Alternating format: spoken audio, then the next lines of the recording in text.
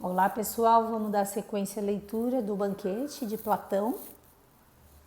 Começamos então o discurso de Aristófanes, lembrando só uma rápida explicação antes de ler, que aí fica mais fácil. Ele não vai falar dos atributos do amor, mas o Aristófanes vai dizer como surgiu o amor.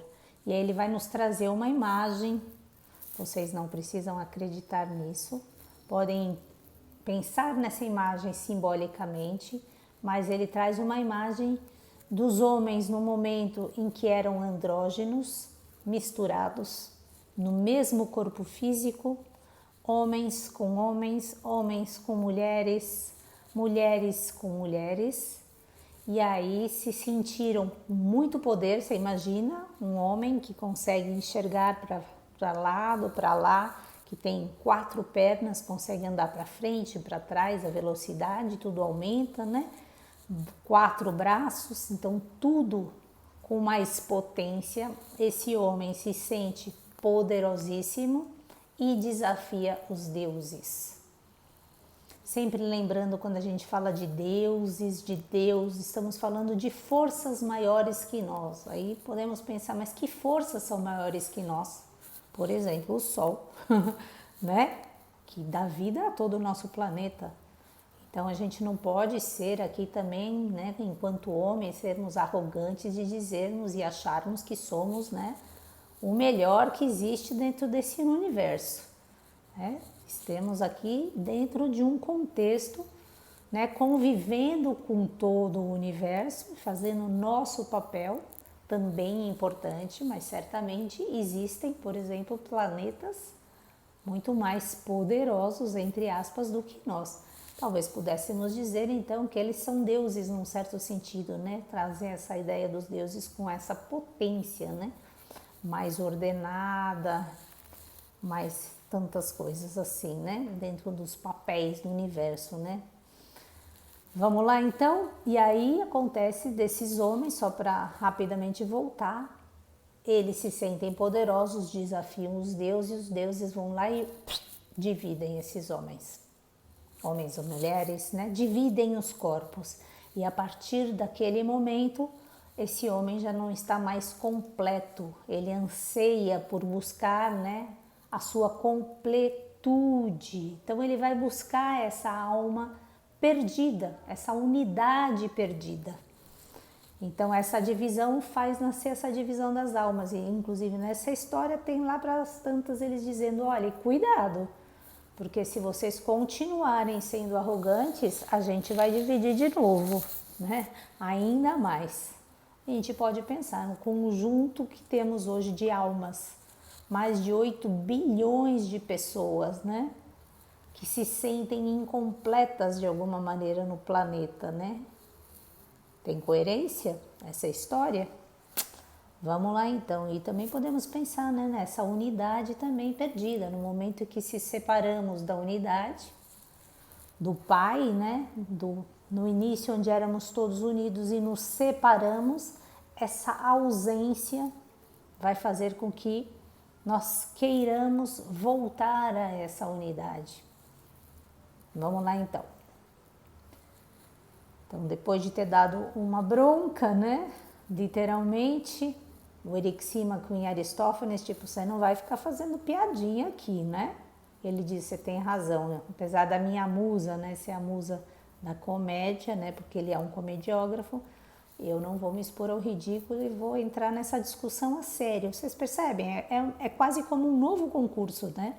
Essa história está se passando quando Agaton ganhou um concurso de tragédias, e aí, de alguma maneira, também existe um concurso entre esses discursos, né? Dessas pessoas que estão falando, para ver quem é que vai conseguir exprimir de uma maneira mais sublime, mais completa, sobre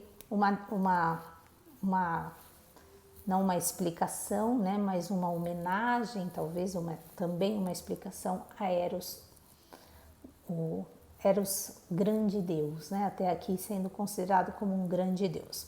Vamos lá então. Pensas que podes empregar esse tipo de linguagem, Aristófanes, e escapar incólume? Usa a tua inteligência e limita-te a falar aquilo de que podes dar explicação, embora talvez eu venha a ficar satisfeito em deixar-te impune. Serve para nós também, né? Essa mania de fazer gracinha. Cuidado. Realmente tenho em mente, Erixímaco, disse Aristófanes, para meu discurso uma abordagem diferente da utilizada por ti e Pausânias. De fato, penso que os seres humanos não conseguiram de modo algum perceber o poder do amor. Se o tivessem percebido, teriam erigido templos e altares grandiosos para ele e o honrado grandiosamente com sacrifícios. Enquanto constatamos que nada disso foi realizado para ele, ainda que particularmente lhe seja devido. De todos os deuses, ele é o que mais ama os seres humanos. Permanece ao lado da humanidade e é o curador daqueles males cuja cura representa a suma felicidade da raça humana. Por conseguinte, me empenharei em descrever o seu poder a vós, para que possais comunicar esse ensinamento aos outros em geral. No caso, nós, né? Comunicar a nós. Deveis começar por aprender qual era a natureza humana e como se desenvolveu, uma vez que nossa natureza antiga não era em absoluto idêntica ao que é hoje. Em primeiro lugar, havia 3 tipos de seres humanos, e não apenas os 2, macho e fêmea, que existem na atualidade. Havia também um terceiro tipo que possuía em si porções iguais dos outros 2, tipo do qual sobrevive o nome, embora ele próprio haja desaparecido. De fato, o andrógeno então constituía uma unidade tanto na forma quanto no nome, um composto de ambos os sexos, o qual compartilhava igualmente do masculino e do feminino, ao passo que hoje se transformou meramente num nome insultuoso.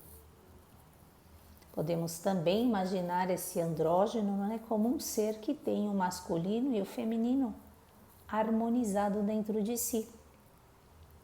Por isso, podemos pensar simbolicamente, podemos também pensar que talvez isso de fato tenha existido e o homem hoje não tenha conhecimento de um passado mais remoto e que a ciência talvez não considere, porque não é interessante considerar.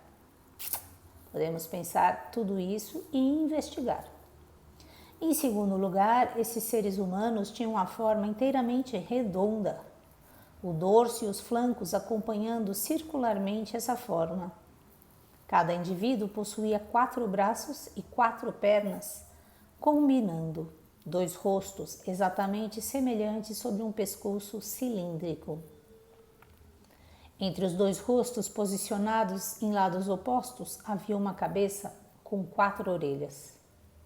Havia 2 genitálias e todas as demais partes, como podeis imaginar, nesta proporção.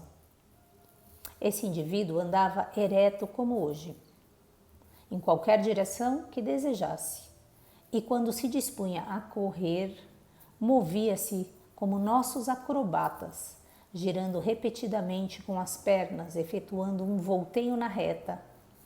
Somente naquela época tinham 8 membros que lhes davam suporte e lhes possibilitavam uma rápida aceleração circular. Acho interessante essa ideia da aceleração circular, se a gente imagina, né, que a nossa alma também, quando se fala de uma ascensão de consciência, ela é sempre, né, um sentido piramidal, né, subindo, né?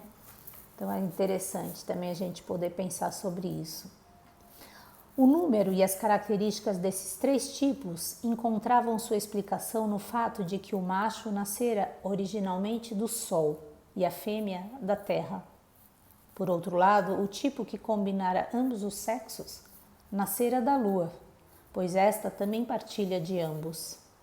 Eles eram esféricos, bem como o movimento que produziam era circular, já que se assemelhavam aos seus pais. Eram dotados de extraordinária força e vigor, e de inteligência e sentimento tão elevado que chegaram a conspirar contra os deuses.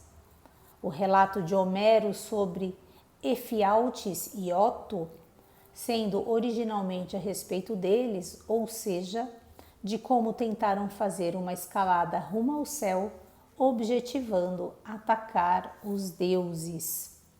Aqui ele está se referindo nesse relato de Homero ao canto 5 de Ilíada. Vou ler só mais uma frase aqui para poder parar.